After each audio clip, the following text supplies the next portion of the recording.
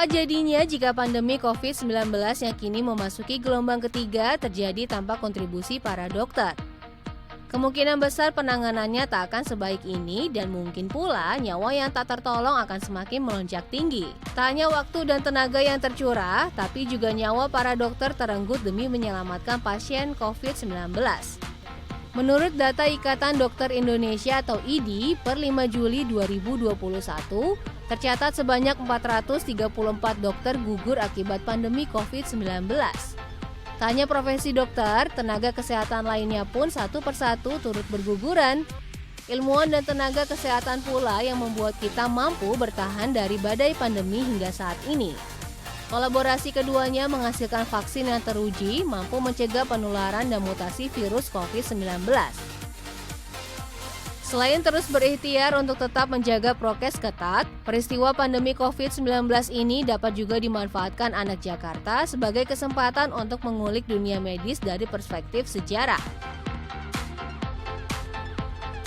Untuk menjawab rasa penasaran kita, yuk kita melipir ke Jalan Dr. Abdul Rahman Saleh nomor 26 Senen, Jakarta Pusat. Ya, selamat datang di Museum Kebangkitan Nasional. Museum yang menempati lahan seluas 15.742 meter persegi ini ternyata pernah menjadi lokasi sekolah kedokteran pertama di Indonesia. Sebelum beralih rupa menjadi museum, menurut catatan sejarah, bangunan ini didirikan sebagai School Thought Opleiding van Inlandse Artsen atau yang lebih akrab kita sebut Stovia.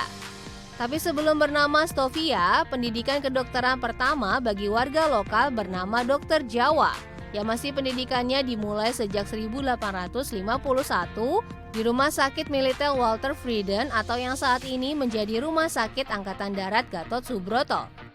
Aktivitas belajar mengajar dokter Jawa dianggap mengganggu aktivitas medis di rumah sakit tersebut.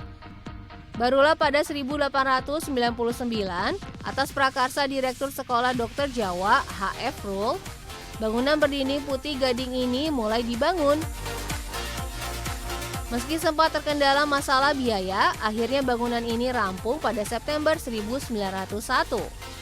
Selang setahun, bangunan ini resmi digunakan sebagai satu-satunya sekolah pendidikan kedokteran pertama di Indonesia, lengkap dengan fasilitas asrama. Dari segi arsitektur, bangunan ini berbentuk persegi panjang tak sempurna. Di bagian timur dimanfaatkan sebagai kantor direktur, kantor dewan pengajar, tata usaha, poliklinik, dan ruang kelas.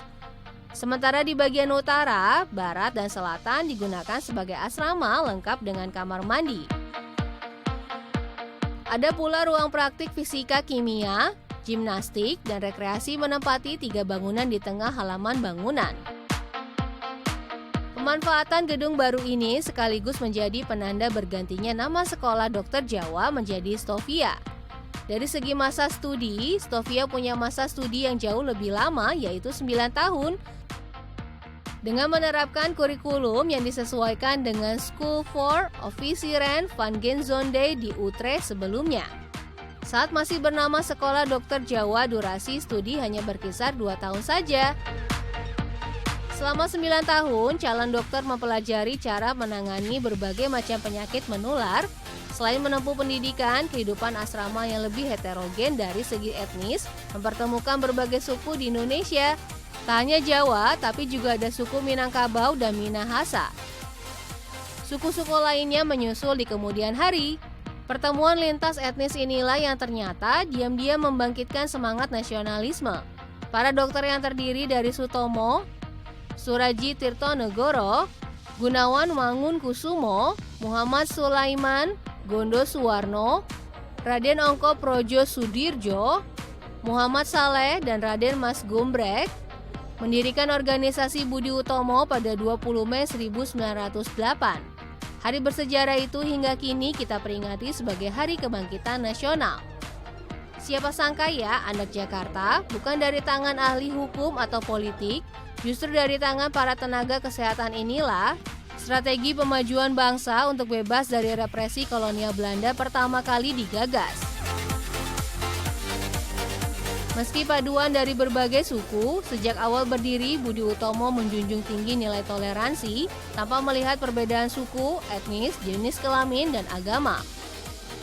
Berbeda dengan organisasi yang bernapas pergerakan politik atau agama, seperti Serikat Islam, Perhimpunan Indonesia, dan Indisi Party, Budi Utomo fokus melakukan perlawanan dari segi pendidikan dan kebudayaan.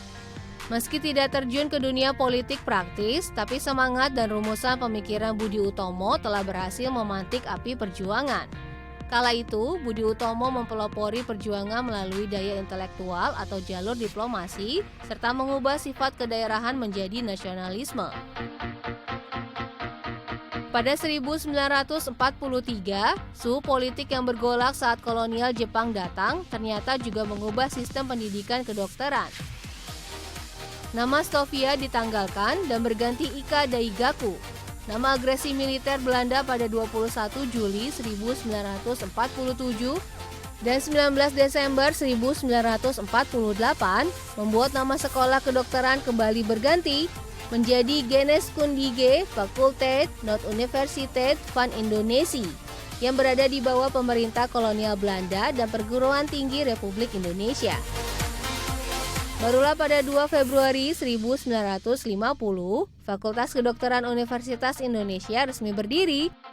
Pergantian nama ini sekaligus penyerahan kedaulatan pemerintah Belanda kepada pemerintah Republik Indonesia.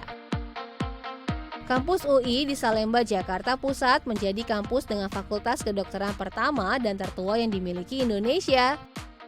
Bagaimana anak Jakarta? Sekarang kita jadi tahu ya sejarah sekolah kedokteran pertama di Indonesia. Ternyata perjalanannya begitu panjang dan syarat akan perjuangan gigih para dokter yang menyerahkan seluruh talentanya demi akses kesehatan bagi seluruh masyarakat Indonesia. Salam hormat untuk para dokter dan tenaga kesehatan Indonesia.